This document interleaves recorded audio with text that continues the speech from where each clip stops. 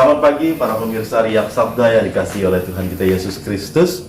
Kembali lagi dalam renungan harian di channel Riak Sabda. Dan renungan hari ini pada tanggal 16 April 2020 akan disampaikan oleh Frater Nedi. Selamat pagi Frater Nedi. Selamat pagi Frater Kei. Ya.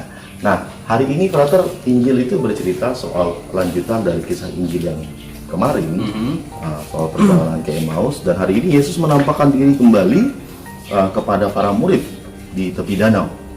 Bagaimana anggapan Frater soal Injil hari ini? Oke, terima kasih Frater Kei. Sebelumnya saya mau mengatakan ini adalah pagi yang indah. Coba saudara-saudari lihat, indah. Ya. Jadi begini, Pagi yang cerah sekali. ya semoga hati kita juga cerah seperti itu. Hari ini dalam kisah Injil kita mendengar melalui Lukas Ya. mau mengatakan bahwa ini adalah penampakan yang terakhir kepada kelompok para murid. Ya, Nah, yang terakhir ya. para murid. Jadi ketika Yesus menampakkan diri kepada para murid, apa yang terjadi? Oke, bagaimana itu Frater? Yang terjadi adalah para murid terkejut, ya, terkejut. Kemudian mereka tuh seperti, kalau bahasa saya tuh mendekati ekstase. Jadi suasananya tuh seperti itu. Kemudian Yesus menyampaikan sesuatu kepada mereka supaya mereka ini percaya bahwa ini Yesus sudah bangkit. Oh, lebih menekankan kembali begitu bahwa Ya. Yesus sudah bangkit begitu ya. Frater? Maka Yesus mengatakan dalam kisah Injil, Mhm. coba kalian pegang tangan saya, pegang badan saya. Apakah kalau bahasa kita sehari-hari ini, saya ini tidak bohong begitu, seperti itu. Akhirnya, Sampai dia bilang bahwa kalau hantu tidak memiliki daging dan tulang Iya. seperti saya ini. Oke, Frater, kita sambil duduk sini, Frater, dulu. oke. Dulu bercerita kita. Oke, silakan Frater. Setelah itu ketika Yesus mengatakan seperti itu, mereka masih apa ya?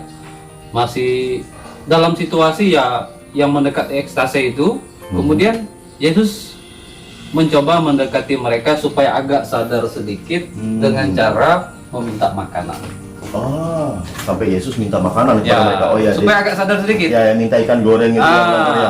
Apakah ada makanan kalian kan? Terus dikasih ikan goreng supaya mereka agak sadar sedikit. Oh, ini benar-benar gitu loh, supaya kembali ke kesadaran semula. Nah, itu maknanya gimana, Frater? Setelah itu kan mereka dalam percakapan itu Yesus makan, pelan-pelan Yesus mau mengklarifikasi soal penggenapan janji bahwa Yesus itu menyelamatkan manusia lewat sengsara, wafat, dan ia bangkit. Ini bahwa pernyataan kembali bahwa Yesus bilang, oh ini aku loh benar sudah bangkit gitu. Ya. Bukan hanya soal dikatakan oleh para wanita atau para yang pernah melihat Yesus bangkit gitu, tapi ini sudah menyatakan diri lagi Yesus gitu. Terus silakan lanjutkan, Brother. Jadi perihal mengapa kok Yesus waktu itu bisa setelah bangkit, kalau kita manusia kan jadi hantu kan tidak mungkin ada fisiknya lagi. Ya. Tetapi Yesus itu mengatasi ruang dan waktu. Dalam kisah Injil, Lukas mau menyampaikan bahwa Yesus tuh Menerobos ruang dan waktu. menerobos ruang dan waktu. Ya. Begitu. Dia bisa menembus apapun, Ya. dia bisa pergi, bisa timbul dimanapun begitu ya. Ya, betul sekali. Nah, Brother, ini kan cerita murid ini yang hari ini juga bercerita soal makan, soal seperti Ekaristi bersama. Apakah Yesus mau menekankan lagi soal Ekaristi hari ini, Brother? Ya, kita tahu bahwa dalam kisah Injil kemarin kan ada juga arahnya ke situ, dan hari ini kan kelanjutannya juga. Dengan kata lain, sebenarnya kalau saya mencoba merenungkan, ada maksud Yesus mengapa menampakkan diri kepada para murid. Kalau kemarin kan tentang Ekaristi juga, hari ini Ekaristi. Dengan kata lain, melalui Ekaristi, iman kita semakin ditimba agar kita menyadari bahwa Yesus itu selalu menampakkan diri dalam sabdanya, dalam tubuhnya yang kita terima, dan dalam pendekatan-pendekatan kita kepadanya. Lebih kepada penekanan penyadaran, Ya. Nah, brother, ini penampakan Yesus yang hari ini, yang terakhir dalam Injil Lukas ini, ini di tepi danau. Ya. Saya teringat bahwa tepi danau itu adalah, ini seperti kita sekarang di tepi danau. Siap mau loncat kak? Boleh sekali, nanti habis kita beri renungan kita loncat ya brother ya. Nah, tepi danau. Saya ingat bahwa tepi danau itu kan tempat para murid itu dipanggil pertama kali. Nah, apakah itu ada hubungannya kembali dengan cerita panggilan mereka atau seperti apa ya ini brother? Kalau soal tepi danau, saya rasa itu hanya, kalau menurut saya itu hanya melengkapi saja alur cerita ini dalam kisah Lukas. Tapi yang poin yang penting di sini adalah mengapa Yesus mau menampakkan diri, itu saja poin penting yang menjadi permenungan saya.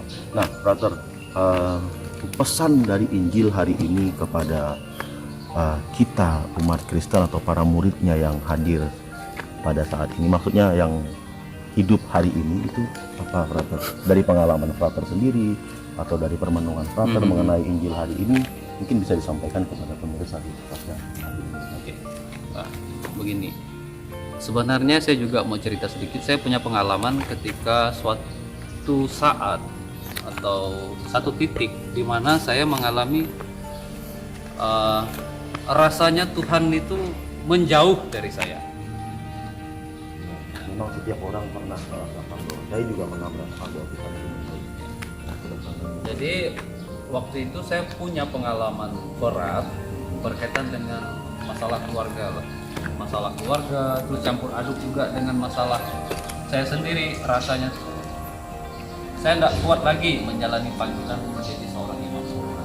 Di saat itu ya saya menangis, berdoa, mencoba berdoa juga di kapel kan, mencoba berdoa, kemudian konsultasi bimbingan rohani dengan pembimbing rohani saya, ini bagaimana kelanjutan arah panggilan saya ini.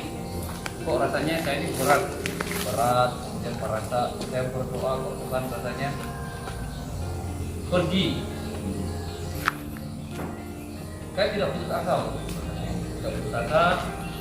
tetap menurut pesan pembimbing juga mengatakan kamu tidak boleh putus asa, kamu harus setia dengan doa. Setia, tapi akhirnya ya saya tetap mencoba setia mengikuti saran dari ibu saya, dan pada saat itu memang dalam proses kesetiaan itu saya mengalami jatuh bangun. Rasanya untuk tidak setia itu sangat kuat, dorongan untuk tidak setia itu sangat kuat, terutama seperti para murid ya, terutama ketika doa ada dorongan, untuk apa lagi berdoa, untuk apa lagi kamu mohon kepada Tuhan, kok sedangkan kamu ya merasanya seperti ini, rasanya Tuhan menjauh. Ya. Nah, cuma ya saya berusaha ketika ada waktu kosong, saya berusaha menyampaikan keluh kesah saya dengan jujur. Tuhan, mungkin saat ini saya tidak merasakan kehadiran-Mu.